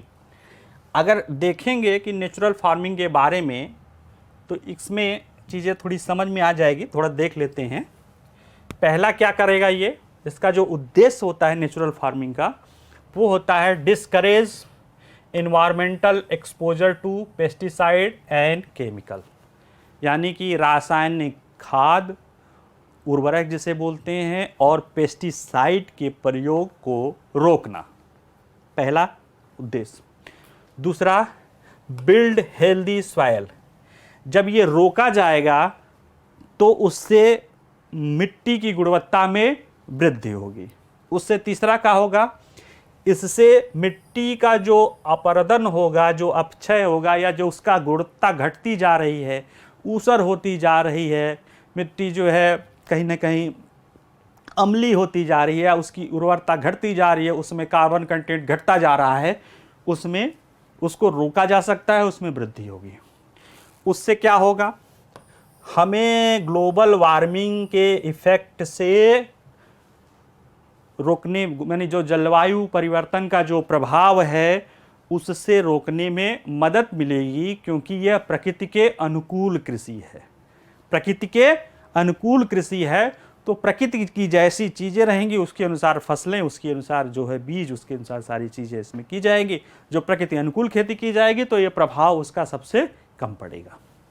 फिर क्या होगा, इसमें supports water conservation and water health. ये चूंकि प्राकृतिक आधार पर खेती की जाएगी तो सिंचाई के भी वही साधन अपनाए जाएंगे जो ऑप्टिमम हो, यानी पर ड्रॉप मोर क्रॉप, यानी पानी को भी बचाने की कोशिश। जब मिट्टी में रासायनिक उर्वरक जो है कम किया जाएगा, पेस्टिसाइड कम की जाएगी, मिट्टी का जो सॉइल का हेल्थ है वो बढ़ेगा, मिट्टी में कार्बन कंटेंट बढ़ेंगे, केचुए आदि बढ़ेंगे, तो मिट्टी की जल धारण क्षमता बढ़ जाती है। मिट्टी की जल धारण क्षमता जब बढ़ जाती है तो जो रेन वाटर होता है उसको मिट्टी सोखती है और उसे रिचार्ज करती है। और बाद में चूंकि नेचुरल फार्मिंग में हम नेचर के अनुसार खेती करते हैं, ऐसे में हम ऐसी फसलों का उपयोग करते हैं जो उस मिट्टी, पानी और जलवायु के अनुकूल हो, इसलिए एक्सेस पानी का दोहन नहीं होता है। और एक इससे क्या होता है, एक तो पानी बचता है, दूसरे केमिकल कंपोजिशन का प्रयोग नहीं करने से जो पानी में प्रदूषण फैलता है उसको भी रोकता है। ठीक है, जब पानी में प्रदूषण रुकेगा, जो रासायनिक तत्व कम जाएंगे, तो एल्गी बूम। अक्सर देखते होंगे कि वाटर बॉडीज़ में बहुत सारे जलकुंभी या इस तरह के जो है बहुत सारे जो है शैवाल आदि जो है उसमें बढ़ जाते हैं। क्यों? क्योंकि उसमें यही रासायनिक न्यूट्रिएंट जो है पानी के साथ, इरोजन के साथ चला जाता है और वहाँ जाके पोषक तत्व रहता वो हो जाता है, और वो उससे जो है क्या करता है कि उसको ऑक्सीजन की ज़रूरत पड़ती है और वो अपना ऑक्सीजन वाटर से ले लेता है, जिससे क्या होता है, कहीं ना कहीं मछलियाँ मरने लगती हैं, वाटर बॉडी दूषित होने लगती है। ठीक है, इससे क्या होगा, जब ये सब कुछ होगा तो एनिमल हेल्थ और वेलफेयर को मदद मिलेगा और इससे बायोडाइवर्सिटी बढ़ेगी। ठीक है, इतने सारे इसकी क्या हैं उद्देश्य हैं नेचुरल फार्मिंग के, इसी को देख लो। अप्रोच क्या है, दृष्टिकोण क्या है, खेती की लागत में कटौती करना। जब केमिकल कंपाउंड बहुत महंगा है, जब वो कम हो जाएगा तो लागत कम होगी, जब लागत कम होगी और पैदावार न कम हो तो किसानों की आय क्या होगी, बढ़ेगी। किसानों की आय, जैसे किसान कोई फसल उपजाता है, माने वो 10 क्विंटल जो है गेहूं उपजाया, ठीक है, इसको 2000 रुपये मिला तो इसकी आय हो जाएगी किसानों की 20,000। लेकिन इस 10 कुंटल गेहूं उपजाने में अगर किसान ने 5,000 या 10,000 का इनपुट कास्ट कर दिया है, खाद आदि जो चीज़ें, मान लिया 5,000 का ही कर दिया है, तो ये 5,000 माइनस कर दोगे तो एक्चुअल में किसान की आय हुई 15,000, 5,000। जबकि इसमें केमिकल और पानी आदि को लोगे तो ये और ज़्यादा हो जाता है। सरकार खुद भी जो दाम देती है वो कीमत, मतलब पर एकड़ जो कास्ट आती है उसमें 50-60% ज़्यादा करके दे रही है। तो अगर 2100 गेहूं का दे रही है, यानी कहीं ना कहीं सरकार भी ये मान रही है कि 1,400 रुपये प्रति कुंटल तो खर्चा किसान का हो ही जा रहा है। यानी ये जो 5,000 किसान अभी जो 20,000 पैदा किया उसमें 15,000 उसने खर्च कर दिया, बचा कितना, 5,000। जब वो नेचुरल फार्मिंग अपनाएगा तो उत्पादन देखा गया कि शुरू के 1-2 साल कम होता है, फिर बाद में उसको उतना ही आ जाता है। तो अगर बाय द वे वो 8 कुंटल ही उत्पादन हुआ, लेकिन ये देखता है कि अगर सही से प्रचार प्रसार किया जाए तो जो नेचुरल फार्मिंग की उत्पादन आएगी उसकी कीमत मार्केट में दूना मिलती है। हम दूना ना माने, हम 20% भी ज़्यादा मान लें तो 2,000 का 2,400 यानी 2,500 मिलेगा। तो कहीं ना कहीं किसान वही 20,000 उसका टोटल आया। लेकिन यहाँ पे क्या है कि न कोई केमिकल खाद दी जा रहा है, न एक्सेसिव पानी दिया जा रहा है, हमें उसी प्रकृति के साथ करना। तो ये खर्चा, अगर इसमें मजदूरी, चूँकि खेती किसान खुद करते हैं ज़्यादातर, बहुत ज़्यादा से ज़्यादा आ जाएगा 5,000 रुपये। ये 10 कुंटल प्रति एकड़ के आधार पे कह रहे हैं तो 15,000। 10 कुंटल पैदा करके 5,000 उसमें किसान का बचता है और इसमें 8 कुंटल पैदा करके 15,000 बचता है। क्यों? क्योंकि इसमें इनपुट कास्ट है ही नहीं। जब गोबर घर का, पानी जो है बारिश का इकट्ठा कर लिया, उसी के आधार पे फसल किया, या थोड़ा बहुत किया तो बहुत हल्का फुल्का किया, बाकी मजदूरी उसका घर का है। तो कहीं ना कहीं एक अगर उत्पादन घटता है तो कीमत भी बढ़ती है और दूसरे इसकी आय भी बढ़ती है। ये तो बढ़ी, बाकी क्या हुआ, मिट्टी सुरक्षित, पानी बचा, तालाब सुरक्षित, पर्यावरण सुरक्षित, और जो उस न्यूट्रिएंट, उस जो है न्यूट्रिएंट रिच फूड को खा रहा, नेचुरल तरीके से उत्पादित फसल को खा रहा है, उसके स्वास्थ्य में भी सुधार देखा गया। ठीक है, सुरक्षित स्वास्थ्य, मिट्टी, पर्यावरण, भोजन, सब कुछ सुरक्षित। ठीक है, तो इसमें देखा जाए ये तो सभी के लिए विन विन सिचुएशन है। हाँ, थोड़ा सा शुरू में उत्पादन घटता है, इसको ध्यान में रखना होता है। और चूंकि ये प्रकृति के अनुकूल खेती है, ऐसे में आप मनमाना खेती नहीं कर सकते हैं कि नहीं भाई हमें तो धान ही उपजाना है, अब वहाँ बारिश हो या ना हो, हम नहर से पानी लाके, हम कुएं से पानी लाके, हम 500 फीट नीचे से पानी निकाल के समरसेबुल से हम नहीं कर सकते हैं।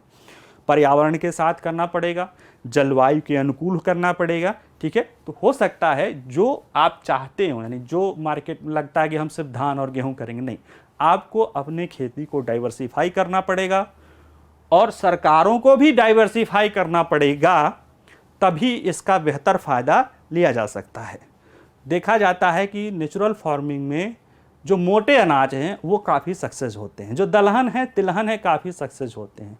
आपको पता होगा सरकार इस समय धान गेहूं से के सिवा मोटे अनाज पे, जिसको पोषक अनाज या मिलेट्स बोलते हैं, जिसमें ज्वार, रागी, बाजरा आदि चीज़, कुसुम आदि चीज़ होती है, उस पे बल दे रही है, उसके लिए योजना बनाई है, उसके निर्यात के लिए ध्यान दे रही है। वर्ष 2023 में सरकार के प्रयास से संयुक्त राष्ट्र महासभा ने 2023 को अंतर्राष्ट्रीय मिलेट वर्ष घोषित किया है। तो ये सारे प्रयास क्या कर रही है कि जो फसल है पहले उसको उपजाओ, मतलब उसको लोकप्रिय बनाओ, और जब लोकप्रिय बनेगा तो किसान सिर्फ धान गेहूं की ही तरफ नहीं जाएगा, मोटे अनाजों की तरफ जाएगा। वो अनाज कम पानी, कम उसमें जो है केमिकल या कहीं नहीं के बराबर चीज़ों को लेके, वो पर्यावरण अनुकूल खेती है, पर्यावरण के प्रति सह हैं। और कहीं न कहीं किसान को अगर देखा जाए तो धान गेहूं की परंपरागत खेती से बेहतर वो उपज, परंपरागत मतलब ये नेचुरल नहीं, जो आज कर रहा है देखा देखी खेती, उससे कहीं न कहीं ज़्यादा रोजगार, ज़्यादा पर्यावरण, ज़्यादा आय, सबकी सुरक्षा देगा। ठीक है, इसलिए ये मिशन है, बाकी सारी चीज़ें हैं, देख लीजिएगा, पढ़ लीजिएगा, समझ जाएंगे आप। ठीक है, अगर हम फ़ायदे की बात देखें, इसके फ़ायदे क्या क्या हैं। प्राकृतिक खेती का उद्देश्य मिट्टी के स्वास्थ्य को बहाल करना, विविधता को बनाए रखना, पशु कल्याण सुनिश्चित करना। क्यों? क्योंकि प्राकृतिक खेती तो पशु आधारित खेती होगी, उसमें जो मैन्योर या खाद चाहिए वो तो पशु से ही आएगा, और जब पशु से आएगा तो पशु की तो कीमत बढ़ेगी। पशु केवल दूध के लिए नहीं होगा, पशु के उप उत्पाद यानी गोबर और जो मूत्र आदि है उसका उपयोग करके, एक तो गोबर गैस से गैस बनाएंगे, ठीक है, पशु के गोबर और मूत्र आदि का प्रयोग करके, और जो खेत में अवशेष हैं उनको मिला के गोबर गैस बनाएंगे, अपना भी लेंगे, सरकारी प्लांट लगा के उसको बाहर भी सेल करेगी जो सीएनजी के रूप में काम आएगी, और दूध भी लेंगे, और उनके प्रयोग करने से हमारी फसलें ज़्यादा बेहतर होंगी, और केमिकल आना, केमिकल कम जो खाद डाल रहे हैं वो कम होगा। सरकार जो बाहर से गैस मंगा रही है फर्टिलाइज़र के लिए वो कम होगा, उससे हमारा आयात बिल कम होगा, उससे हमारा बहुमूल्य विदेशी मुद्रा बचेगी, बहुमूल्य विदेशी मुद्रा बचेगी, तो कहीं न कहीं हम ज़्यादा निवेश कर सकते हैं। सरकार जो खाद, यूरिया और डाई पे अपनी न्यूट्रिएंट्स बेस आपने देखा था सब्सिडी में 53,000 करोड़ रुपए एक साल के लिए दे रही है, वो बचा के अगर किसान के ऊपर खर्च करेगी तो कहीं न कहीं सरकार वो प्राप्त कर लेना चाहेगी जो वो चाहती है। किसान की आय भी बढ़े, मिट्टी की गुणवत्ता भी बढ़े, जल का प्रदूषण कम हो, पर्यावरण अनुकूल हो, जैव विविधता बने, और सरकार का राजस्व और यानी राजकोषीय घाटा भी सुधरे, ताकि उस पैसा जो सब्सिडी के रूप में किसानों को, एक तरह से देखा जाए तो फसल और किसानों के लिए जो जहर के रूप में है केमिकल कंपोनेंट, सरकार उसका काफ़ी हिस्सा खुद वहन करती है। यानी कि एज ए जोक मान लिया जाए तो आप जो जहर खाते हैं खाने के रूप में केमिकल कंपाउंड, उसका बहुत सारा हिस्सा, वो बहुत महंगा है, अगर उसको पूरी तरह से मार्केट में ला दिया जाए तो शायद बहुत सारे किसान बेचारे उसको उपयोग ही ना कर पाएँ। तो सरकार उसका सब्सिडी के रूप में बहुत सारा हिस्सा देती है, ताकि वो डाल के खेतों में उत्पादन तो बढ़ा लिया जाए, लेकिन उससे क्या होता है, खेतों की गुणवत्ता गिर जाती है, मिट्टी की गिर जाती है, पानी की ख़त्म हो जाती है, आपके स्वास्थ्य की खराब हो जाती है, और फिर सरकार उनके लिए फिर स्वास्थ्य व्यवस्था देती है। तो उसको लगता है कि अगर लोग धीरे धीरे, एक तरह नहीं, एक तरफा नहीं, जैसे कि श्रीलंका चला गया कि एक बार में नेचुरल फार्मिंग पे चला गया और फिर वहाँ उत्पादन घट गया, तो फिर समस्या आई, क्योंकि गिरता है उत्पादन। धीरे धीरे पूरा माहौल बनाना पड़ता है, लोगों के फूड हैबिट्स बदलने पड़ते हैं, लोगों को समझाना पड़ता है कि दलहन तिलहन की तरफ भी जाइए, ज़्यादा उत्पादन होता है। ठीक है, ये सारी चीज़ करते करते अगर वो इसको लागू कर पाती है, लोग प्रकृति के अनुकूल खेती करने लगेंगे, तो जो सरकार को आपको जहर खिलाने के लिए जो पैसा देना पड़ता है, उसका इस्तेमाल वो कहीं अच्छे स्वास्थ्य, शिक्षा या फार्मर वेलफेयर या किसी और चीज़ में वो कर सकती है। ठीक है, तो डिफेंड मत होइएगा कि जहर खिला रही, लेकिन एक्चुअल में केमिकल चीज़ें जो खा रहे हैं वो है तो वहीं एक्सेसिव चीज़ें डाल रही है। वो फसल मिट्टी में गई, मिट्टी से फसल में आई, फसल से आपके अंदर आई, और आपके अंदर भी वो चीज़ें बढ़ रही हैं। ठीक है, इसलिए नेचुरल फार्मिंग ही भविष्य का रास्ता है, तत्काल नहीं है, इसको तरकाल नहीं, धीरे धीरे चलना है, लेकिन भविष्य का ये रास्ता है। इस नज़रिए से इसको समझिएगा। भारत में क्या क्या स्थिति है, ये सारी चीज़ें इसमें बताई गई हैं। और अगर देखा जाए तो सरकार जो है, जो गंगा के किनारे के जो बेल्ट है, जो राज्य हैं, उनमें इसे ज़्यादा फैलाने का जोर दे रही है। उससे क्या होगा कि उधर के किसानों को एक तो वहाँ की मिट्टी, चूँकि गंगा के दोआब की मिट्टी उपजाऊ भी है, तो वहाँ पे नेचुरल फार्मिंग को अपना के बहुत ज़्यादा गुणवत्ता में कमी नहीं आएगी। दूसरे क्या है कि उससे जो गंगा को होने वाला प्रदूषण है, उसमें बहुत कमी आएगी, यानी जो उसकी मिट्टी में केमिकल कंपोनेंट मिलते हैं, उसमें बहुत सारी सुधार लाया जा सकता है। तो ये सारी चीज़ें हैं। अगला देखते हैं, केंद्रीय डिजिटल बैंक करेंसी को अपनाया गया। CBDC ये 1 नवंबर से रिजर्व बैंक ने प्रायोगिक तौर पे थोक कार्यों में, यानी थोक व्यापार के लिए केंद्रीय डिजिटल बैंक करेंसी की शुरुआत की है। ठीक है, CBDC पहले भी बता चुका हूं, अब भी बता दे रहा हूं कि यह किसी देश के केंद्रीय बैंक द्वारा जारी की गई डिजिटल मुद्रा है। ठीक है, बिटकॉइन का नाम सुना होगा, ये उसी तरह की है, लेकिन वो किसी देश की सरकार द्वारा जारी नहीं है, यह किसी देश की सरकार द्वारा जारी है। इसमें यह मुद्रा का उसी तरह से जैसे नोट होता है, तो नोट जैसे 100 रुपये है तो वो 100 रुपये आपकी वैल्यू है, उसी तरह से अगर ये केंद्रीय मुद्रा 100 रुपये की रहेगी आपके पास, तो इसका मतलब है कि ये जो नोट है पेपर फॉर्म में, वही डिजिटल फॉर्म में हो जाएगा। बैंक के थ्रू भी आप करते हैं वो लेकिन केंद्रीय मुद्रा नहीं है, वो रुपए के रूप में ही होती है। उसमें बैंक से ट्रांसफ़र होता है, UPI के थ्रू ट्रांसफ़र होता है, या RTGS NFT के थ्रू ट्रांसफ़र होता है इलेक्ट्रॉनिक फ़ंड के रूप में। उसमें ट्रांसफ़र करने के लिए आपको नेट की ज़रूरत पड़ती है, आपको स्मार्टफोन की ज़रूरत पड़ती है, और जहाँ नेट और स्मार्टफोन न रहे वहाँ क्या करेंगे। ऐसे में इन चीज़ों से जो समस्या है, इससे अलग ये है, डिजिटल करेंसी है, ये एक टेक्नोलॉजी है जिसे अभी प्रायोगिक तौर पे ला रही है। ये हमारे जो पेपर नोट है, जिसे बैंक नोट कहते हैं, ये उसका विकल्प है। ठीक है, इसे आप रख सकते हैं, अपने वॉलेट में रख सकते हैं, अपने बैंक में जमा कर सकते हैं। अगर बैंक में जमा करेंगे तो आपको ब्याज मिलेगा, अपने वॉलेट में रखेंगे तो जैसे अपने बटुए में रखें वैसे रखेंगे। इसको चोरी करना मुश्किल है, क्यों? क्योंकि बटुआ तो आपका चोरी करना आसान है, हालांकि वहाँ भी हो सकता है अगर ध्यान नहीं देंगे, डिजिटल रूप से अगर आप जागरूक नहीं हैं तो वहाँ भी किया जा सकता है। लेकिन फिर भी ये देखा गया है कि बैंक नोट की अपेक्षा इसे जारी करना आसान है, इसका लेन देन में कमी आएगी। यानी बैंक जब RBI जब कोई बैंक नोट जारी करती है तो उसको सर्कुलेशन में रखने से, प्रिंटिंग से रखने में उसमें बड़ा खर्चा आता है। वो खर्चा बचेगा। साथ में आप नोट का आदान प्रदान जब होता है तो कई सस्पिशियस एक्टिविटी और करप्शन के लिए भी नोट का इस्तेमाल किया जाता है।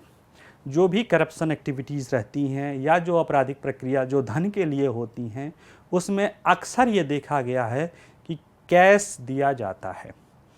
कैश के देने के कारण एक तो उसका पता नहीं चल पाता है कि अगर जैसे कैश में लेन देन हो गया तो ये पता नहीं चल पाता है कि अपराध किसने किया, उसमें उसको कौन कौन लोगों ने मदद की।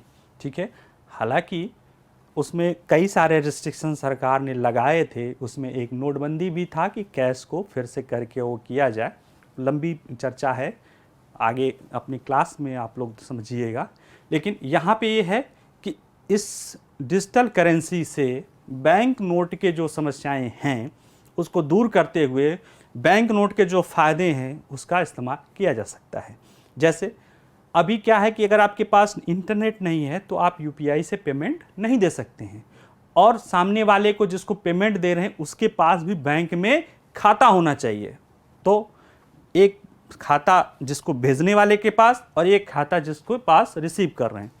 सपोज दैट दोनों के पास खाता नहीं है तो वो क्या करेंगे, वो कैश में करेंगे? नहीं। अभी जब ये लागू हो जाएगा पूरी तरह से तो आप अपने मोबाइल के वॉलेट में रखे रहेंगे, दूसरे के मोबाइल के वॉलेट में वो दे देंगे तो वो उसका हो गया। ठीक है, इसमें कहीं बैंक ट्रांजैक्शन इन्वॉल्व, बैंक खाता इन्वॉल्व नहीं है।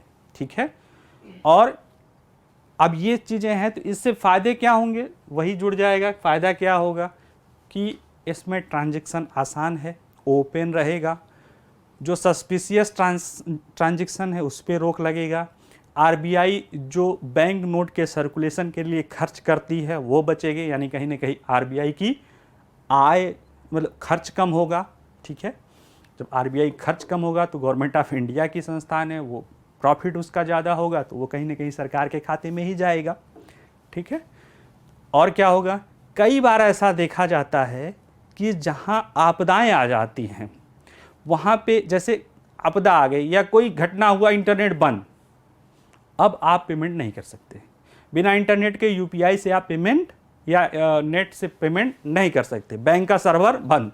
इसमें क्या है, इसमें इंटरनेट चाहिए ही नहीं, इसमें बिना इंटरनेट के एक वॉलेट से दूसरे वॉलेट को दिया जा सकता है। और इससे क्या होगा कि आपदाओं में भी हम डिजिटल ट्रांजैक्शन जारी रख सकते हैं। ठीक है, आपदाओं में भी डिजिटल ट्रांजैक्शन जारी रखा जा सकता है। अगर इसके फ़ायदे देखें, जो इसमें सब लिखे हुए हैं, इसके फ़ायदे देखें, देख ही लीजिए, नहीं कहेंगे सर क्या। देखिए, विश्व बैंक की रिपोर्ट क्या कहती है कि विश्व में 1.20 के पास अभी भी बैंक अकाउंट नहीं है। इसमें गरीबी उन्मूलन वित्तीय ढांचे में शामिल करने में परेशानी होती है। सीबीडीसी इनमें सहायता मिलेगी। लगभग यही स्थिति, मतलब हो सकता है कि 1.7 अरब नहीं, भारत में तो आबादी ही 1.4 अरब है। भारत में जनधन योजना के आधार पर बहुत सारे खाते खुलवाए, लेकिन अभी बहुत सारे ऐसे लोग हैं जिनके पास बैंक अकाउंट नहीं है। तो यानी जिनके पास बैंक अकाउंट नहीं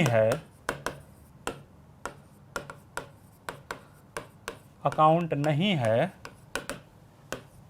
उनके लिए भी क्या है, उनके लिए भी यह उपयोगी हो जाएगा। ठीक, इसके लिए बैंक अकाउंट की ज़रूरत नहीं है। बैंक अकाउंट नहीं है, इंटरनेट नहीं है, कोई बात नहीं है। आपके पास मोबाइल होगा, उसमें वॉलेट में आपके ये रहेगा, आप बिना इंटरनेट कनेक्शन से दूसरे को दे सकते हैं। ठीक है, इसी तरह से अंतर्राष्ट्रीय मुद्रा कोष क्या कहता है, प्राकृतिक आपदा और भुगतान की विफलता और नकदी की कमी की स्थिति में सीबीडीसी एक अच्छा विकल्प साबित हो सकती है। ठीक है, कई बार देखते हैं कि कोई समस्या आ जाती है, पता चला कि बैंक में पैसा ही नहीं है, नेटवर्क चला गया, एटीएम में पैसा नहीं है, फिर आप बैंक के अकाउंट में तो पैसा है लेकिन उससे आपको, और दूसरा भी बैंक अकाउंट नहीं, इंटरनेट भी नहीं है, अब क्या करोगे आप? तो अब ये रहेगा तो ये सारी समस्याओं से बच जाओगे। तीसरा, आर्थिक अपराधों पर लगाम कसी जा सकेगी। ठीक है, चूँकि ये इलेक्ट्रॉनिक मनी है, डिजिटल मनी है, इसलिए जिसको लिया जाएगा, जिसको दिया जाएगा, वो अपने पीछे एक इलेक्ट्रॉनिक्स फुटप्रिंट छोड़ जाएगी, यानी पदचिन्ह जिसके कहते हैं, जिसके जरिए ये पता चल जाएगा कि किसने किसको दिया। अब जब हमारे पास हमने आपको दिया तो आपसे पूछा जाएगा ना कि हमने आपको क्यों दिया, और मुझे बताना पड़ेगा कि हमने आपको क्यों दिया। तो जब ये क्यों जाना जाएगा तो इससे अगर सही रहेगा तो ठीक है, गलत रहेगा यानी कोई आपराधिक कृत्य के लिए दिया गया तो वो पकड़ा जा सकता है। ठीक है, और अपराधों को मदद मिलती है और इसमें लेन देन में पारदर्शिता को बढ़ावा जा सकता है। लेकिन इसमें कुछ एक आध कमियां हैं, जैसे कि वर्ल्ड इकोनॉमिक फोरम ने कहा है, इसी में पीछे है देख लीजिएगा कि नोट्स आपके पास उपलब्ध होंगे। वर्ल्ड इकोनॉमिक फोरम ने कहा है कि जब डेटा लीक हो या डेटा चोरी हो तो ये कैश से ज़्यादा खतरनाक हो सकता है। ठीक है, तो ये एक डाटा सिक्योरिटी इसकी एक समस्या है। वो तो खैर बैंक अकाउंट के साथ भी है, तो वो जो उसमें खतरा है वो इसमें बना हुआ है। अब आप देखिएगा भाई, चोरी तो कैश भी होता है, चोरी तो इंटरनेट बैंकिंग से भी आपकी चली जाती है, तो इसमें भी है, वो जुड़ी हुई है, कोई इतनी बड़ी बात नहीं है। प्री का है कि अभी क्या स्थिति है इनकी। अटलांटिक काउंसिल ने रखा कि विश्व में 100 से अधिक देश CBDC पर कार्य चल रहा है। 10 देशों में CBDC लॉन्च कर दिया है। अफ्रीका का नाइजीरिया, कैरेबियाई देश, जमैका शामिल है। वेस्ट इंडीज का बहामास विश्व का पहला देश है जिसमें CBDC लॉन्च कर दिया है। पहला देश बहामास था जिसने CBDC लॉन्च किया था 2020 में। इसकी करेंसी, डिजिटल करेंसी का नाम है सैंड डॉलर। ठीक है, बाकी जापान, रूस, दक्षिण कोरिया सब इस पर विचार कर रहे हैं। भारत ने RBI जो उसका प्लान है 2 फेज़ में, पहले वो उसको प्रायोगिक तौर पे करेगी। पहले होलसेल यानी कि बड़े जो थोक व्यापारी हैं, थोक आधार पे जो किया जाता है बैंक टू बैंक, कुछ बैंकों के लिए है, थोक व्यापारियों के लिए। अगर उसमें कुछ सक्सेस मिलता है या जो प्रॉब्लम्स आती है उसके आधार पे फिर वो एक प्रायोगिक तौर पर पायलट प्रोजेक्ट खुदरा के लिए करेगी। फिर सब कुछ सही रहता है तो अंततः जो है इसको फुल फेस लॉन्च कर सकती है। लॉन्च करने के फ़ायदे बता दिए गए हैं, 1-2 नुकसान बता दिए गए हैं। ठीक है, क्यों ज़रूरत पड़ रही है ये भी बता दिया गया है। ठीक है, जो उसके फ़ायदे हैं वही ज़रूरत है। और जो लोग जो है डिजिटल बिटकॉइन आदि चीज़ों में जा रहे हैं उससे बचाव होगा लोगों को उसमें, क्योंकि वो सस्पिशियस है, उसका पता नहीं, उसके बिटकॉइन आदि क्या कोई, जैसे भारत में तो उसका लीगल कोई वैल्यूज़ भी नहीं है, उसमें कौन सरकार क्या शामिल है कुछ भी नहीं कहा जा सकता है। अतः उन सब चीज़ों से ये बचाने का काम करेगी। एक न्यूज़ ये था कि चीन, थाईलैंड, वियतनाम से सौर सेल आयात पर डंपिंग रोधी जांच। ठीक है, डंपिंग रोधी जांच पूरी करने के लिए DGTR को और समय मिला। ठीक है, DGTR व्यापार उपचार महानिदेशालय। ठीक है, इसका काम क्या है कि जो डंपिंग की शिकायत होती है उसको, जो भी डंपिंग की शिकायत होती है उसको जांच करना और उसको रोकने के लिए, उस पर टैक्स लगाने के लिए सुझाव देना, और उसके आधार पे जो है वित्त मंत्रालय का राजस्व विभाग उस पर काम करता है। तो डंपिंग क्या है भाई, डंपिंग के रोकने का ये कार्य करता है। डंपिंग क्या होता है? डंपिंग एक व्यवस्था है जिसमें जैसे कोई देश, सपोज दैट चीन हुआ, या चीन ही है तो चीन ही देख लो, या भारत अपने ही देश को देख लो। भारत में कोई चीज़ उत्पादित हो रही है, भारत कहीं निर्यात कर रहा है। ठीक है, सपोज दैट ये मेरा पेन, यहाँ पे 100 रुपये इसका उत्पादन खर्चा आ रहा है, मैं इसे चीन निर्यात कर रहा हूँ, और चीन में मैं जानबूझ के इसे 10 रुपये में वहाँ भेज दूँ। 10 रुपये में ढेर सारा चीज़, या 20 या चलो 50 रुपये में, चीन में भी ये 100 रुपये का मिल रहा है, या 120 रुपये का मिल रहा है, या 90 रुपये का मिल रहा है, हमारे यहाँ 100 है। हम इसकी कीमत है भी सब्सिडी, या जो कि वहाँ का मार्केट तबाह करना है, हम जानबूझ के ढेर सारा चीज़ ले जाके वहाँ इतना दाम सस्ता कर दें, सस्ता होगा तो लोग फ़ायदे के लिए आयात कर लेंगे, आयात करके वहाँ पे पाट दें, वहाँ पे भर दें, इसको कहते हैं डंपिंग। ठीक है, डंपिंग तो वैसे कूड़ा में होता है, ले जाके डंप कर, नहीं, डंपिंग ये भी होता है जानबूझ के जो यहाँ पे प्रयोग किया जाता है कि अपने कोई भी देश अपने यहाँ उत्पादित, अपने जो है निर्यात को जानबूझ के एकदम सस्ता कर देता है और उसको दूसरे देश में करके दूसरे देश में प्रतिस्पर्धा को समाप्त करने के लिए ऐसा करता है। ठीक है, इसका सबसे बड़ा नुकसान होता है जिस देश में डंपिंग हो रही होती है उस देश में उस प्रोडक्ट के जो उत्पादक करता है उनकी वो नकारात्मक रूप से प्रभावित होते हैं। जैसे ये हमारे यहाँ उत्पादन खर्चा है इसका अगर 100 रुपये है, मतलब चलो चीन का ही मान लेते हैं, चीन में 100 रुपये है और भारत वहाँ 50 रुपये में कोई चीज़ दे रहा है, तो इसका मतलब है कि अगर 50 रुपये की कोई चीज़ है तो कोई 100 रुपये वाला क्यों लेगा। ठीक है, इसमें क्या होगा कि वहाँ के उत्पादक जो चीज़ को उत्पादित कर रहे हैं वो नकारात्मक रूप से प्रभावित होंगे, उनका आय रोजगार का संकट होगा, जीविका का संकट पैदा होगा।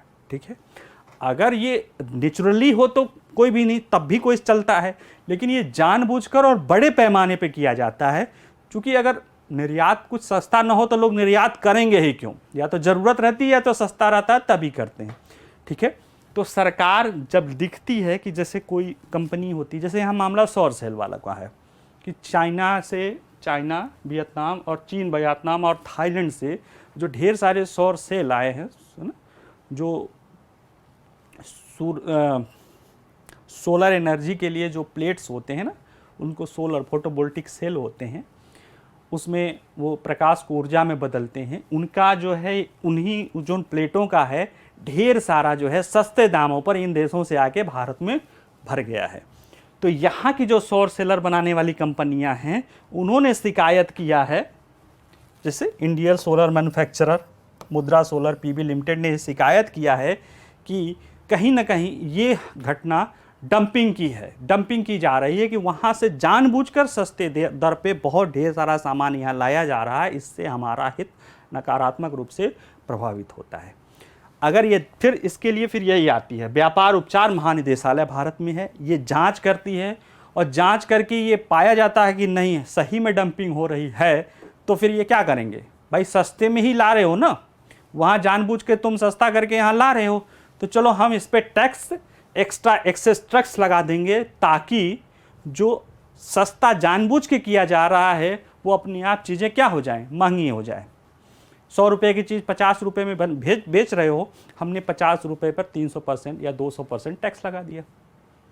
अब वो या 100% लगा दिया तो 100 रुपये की हो गई, 150% लगाया तो 75 रुपये यानी 125 की हो जाएगी।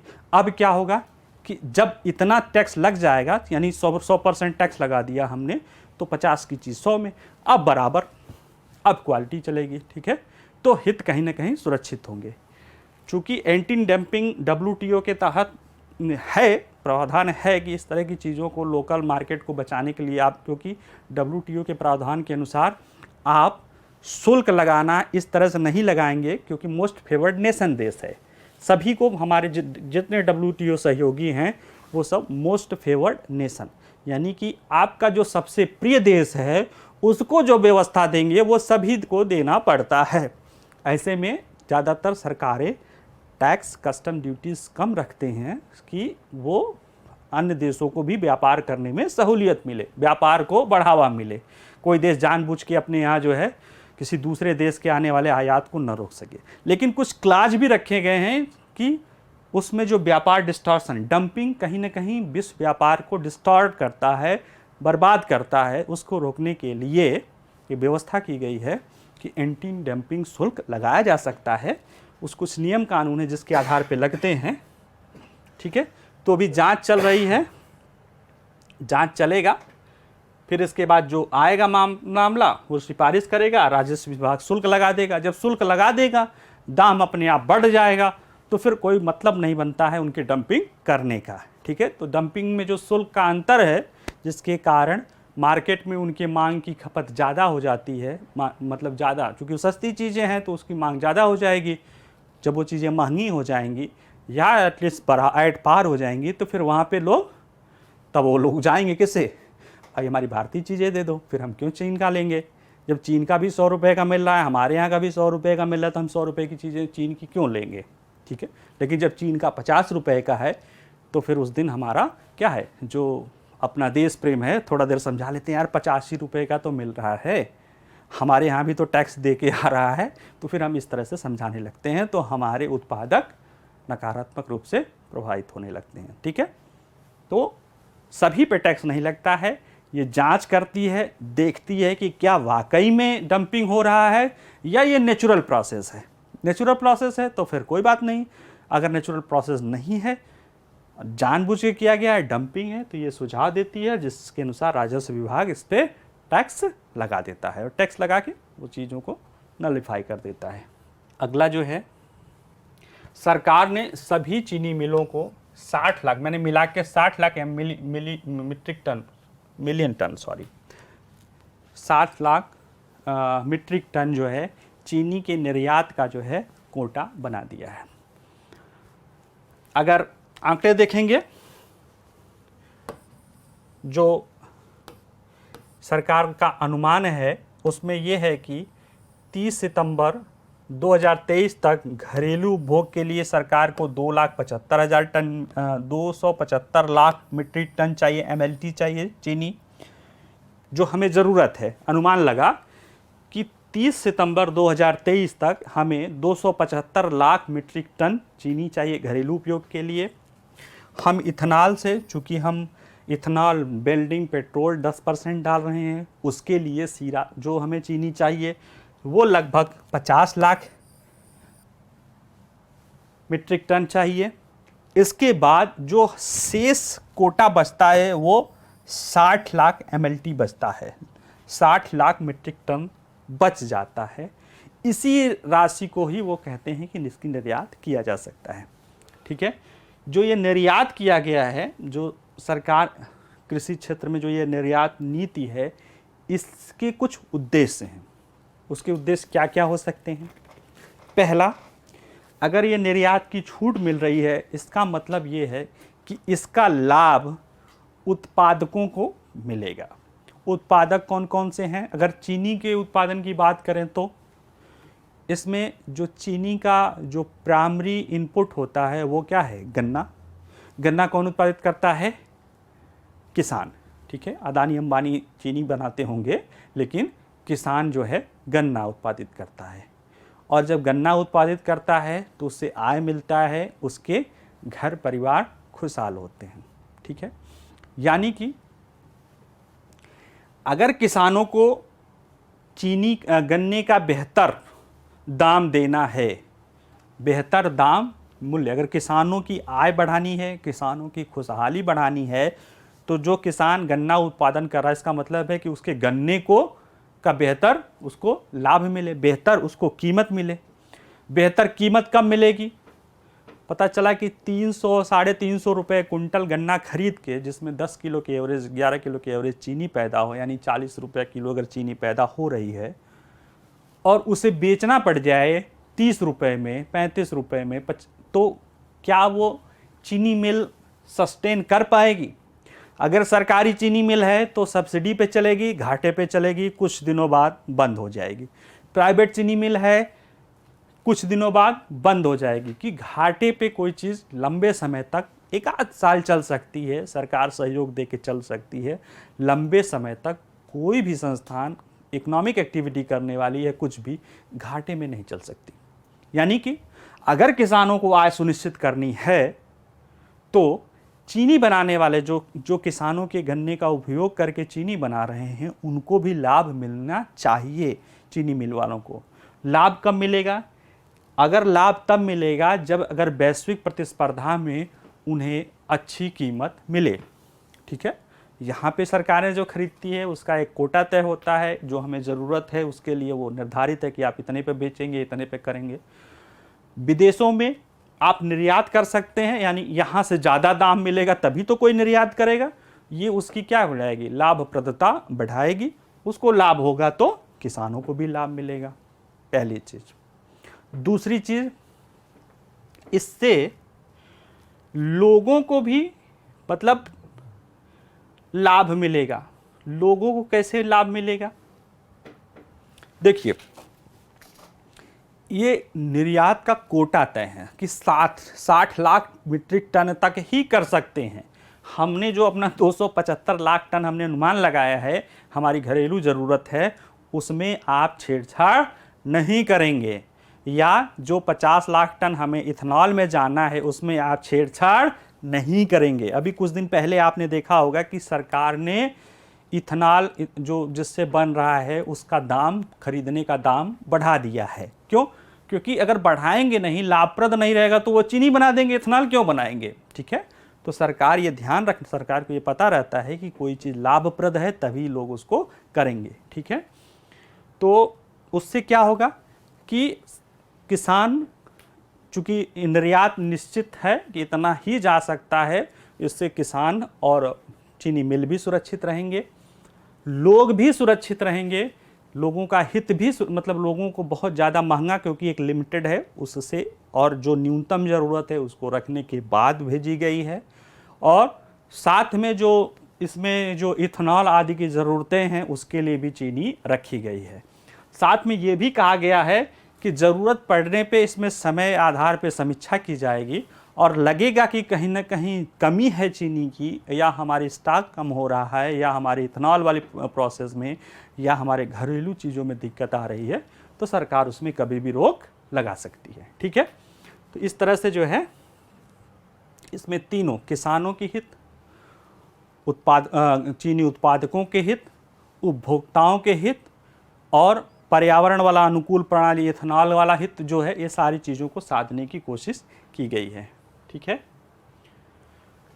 एक ये भी रिपोर्ट है, देख ही लीजिए। 21 अक्टूबर तक 30.8 लाख करोड़ रुपए के उच्च स्तर पे पहुंच गई थी करेंसी विथ पब्लिक। लोगों के पास नकदी, लोगों के पास नकदी क्या होता है?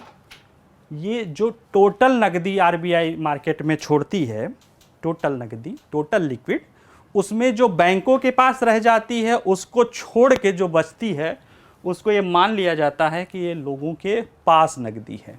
इसकी मात्रा 30.88 यानी 30,88,000 करोड़ कैश, 500 नहीं है, 2000 है, 500, 2000, 200, 100, 50, 10, 20 आदि के फॉर्म में लोगों के पास है। ठीक है, और ये जो 30.88 लाख करोड़ रुपया जो है नगद के रूप में, कैश के रूप में लोगों के पास है, यह 4 नवंबर 2016 को, जो सप्ताह 16 में, यानी 4 नवंबर 2016 में सप्ताह 8 नवंबर को तो लागू हो गया था क्या, नोटबंदी। उस समय जो भी मुद्रा थी उससे ये आंकड़ा 31.84% ज़्यादा है, यानी 71.84% ज़्यादा है। यानी कि 4 नवंबर 2016 को ज़्यादा नकदी के आधार पे जो डिमोनेटाइजेशन किया गया था,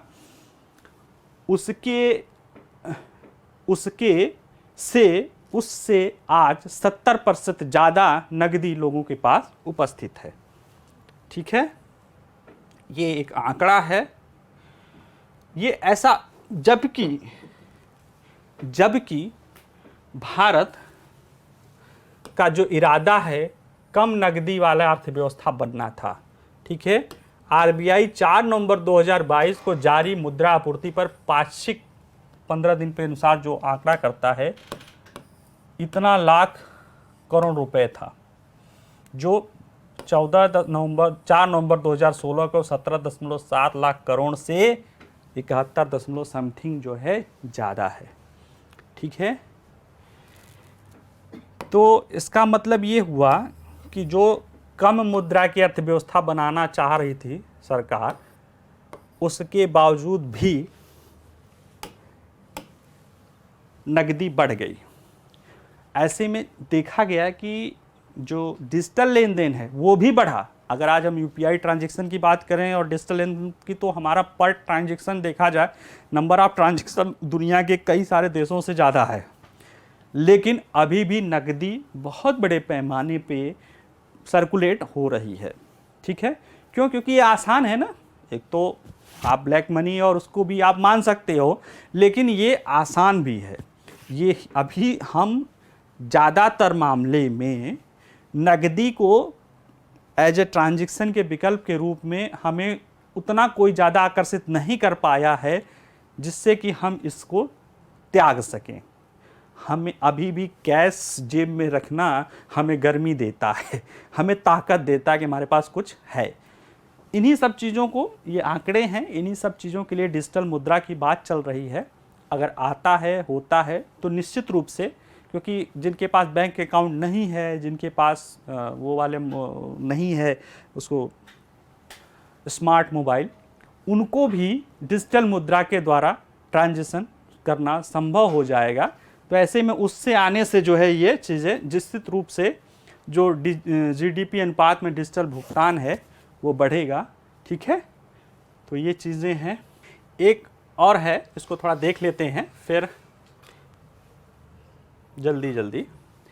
PLI product linked scheme, pharma sector से जुड़े 14 प्रोडक्ट में उत्पादन शुरू, निर्यात में दर्ज की गई बढ़ोतरी।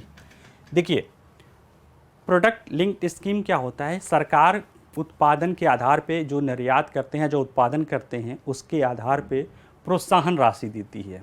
तय होता है कि आप इतना करोगे तो इतना सब्सिडी, इतना वो, इतना टैक्स छूट आदि देती है। ये क्यों दिया जाता है? आयात को प्रतिस्थापित करने के लिए। अभी आपने देखा, इसके पहले हमने देखा था कि फोटोवोल्टिक और ट्रांजिस्टर में जो सेमीकंडक्टर है उसके उत्पादन में प्रोडक्ट लिंक स्कीम लाई गई थी और उसका बहुत ज़्यादा फ़ायदा भारत को पहुंच रहा था। और हम उस पर और बल दे रहे हैं कि जो अभी हम नेट इंपोर्टर हैं, यानी नेट आयात करते हैं, हम उसको निर्यात करने की स्थिति में हो जाएं। उसी तरह से फार्मास्यूटिकल क्षेत्र में हमें पता है कि भारत दुनिया का, कहते हैं, फार्मा फैक्ट्री है। दुनिया में दवाओं की सप्लाई में सबसे बड़ा योगदान भारत का है। लेकिन जो उसके लिए ज़रूरी, वो उसको कहते हैं एक्टिव फार्मास्यूटिकल इंग्रेडिएंट। ये बहुत बड़ी मात्रा में चीन से निर्यात होता है। ठीक है, कोरोना के समय चीन के द्वारा रोके जाने के कारण इसमें बहुत बड़ी समस्या आई थी। अगर आपको पीछे याद हो तो पब्लिक पॉलिसी में भी मैंने बताया था कि प्रधानमंत्री ने लोगों को आगाह किया था कि इसी एपीआई के लिए आगाह किया था हमारे राष्ट्रीय सिक्योरिटी काउंसिल ने। उसको फिर बाद में माना नहीं गया था, जिसका दुष्परिणाम देखने को मिला था। तो इन्हीं सब चीज़ों पर प्रोडक्ट लिंक स्कीम की हमको आयात कम करना है, जिससे हमारी विदेशी मुद्रा बचेगी। दूसरे, ये महत्वपूर्ण इंग्रेडिएंट होती है ना दवा, अगर ये चीज़ मिल जाए, एक्टिव फार्मास्यूटिकल इंग्रेडिएंट मिल जाए, तो हम तो दवाओं को उत्पाद करते ही हैं। लेकिन इसके लिए हम चीन या दूसरे देशों पर आयात पे निर्भर हैं, गंभीर तौर से निर्भर हैं। तो इन चीज़ों के और अन्य फार्मास्यूटिकल उत्पादन के लिए ही प्रोडक्ट लिंक्ड स्कीम लाई गई है कि हम इसके जो आयात हैं उसको कम कर सकें और हम निर्यात को बढ़ावा जा सकें। इसके मुताबिक जो आंकड़े आ रहे हैं उसमें सुधार देखा गया है। जैसे 3 साल पहले इस्तेमाल होने वाले 3 प्रकार के एपीआई की 90% घरेलू आपूर्ति आयात से होती थी। ठीक है, 53 प्रकार के जो एपीआई थे उसका 90% आयात से घरेलू आपूर्ति होती थी। इसमें 35 एपीआई का उत्पादन घरेलू स्तर पे शुरू हो चुका है। ठीक है, इससे क्या होगा? भारत घरेलू स्तर पर इस्तेमाल होने वाले 80 से 85% एपीआई का और विभिन्न ऑर्गेनिक कंपाउंड के लिए चीन पर निर्भर था। अब यह निर्भरता कम होने लगी है। जब ये निर्भरता कम होगी, सेमीकंडक्टर पर निर्भरता कम होगी, फोटोवोल्टिक पर निर्भरता कम होगी, तो निश्चित रूप से हमारे उद्योगों को भी बल मिलेगा, छोटे छोटे इंडस्ट्री डेवलप होंगे। साथ में जो चीन के साथ हमारा जो व्यापार असंतुलन है, व्यापार घाटा बढ़ रहा है, वो कम होना शुरू हो जाएगा और हम बहुत ज़्यादा विदेशी मुद्रा, जो बहुमूल्य विदेशी मुद्रा है, उसे बचा लेंगे, जिसमें लगभग 100 अरब डॉलर हर साल चला जाता है। 20 सालों में देखा कि $1 ट्रिलियन जो है चीन को चला गया है। तो ये सब रोकने के लिए है। ठीक है, तो अब आगे हम इंटरनल सिक्योरिटी से इशू देखते हैं। ब्रेक लेते हैं 15 मिनट का, ब्रेक के बाद फिर मिलते हैं। Thank you.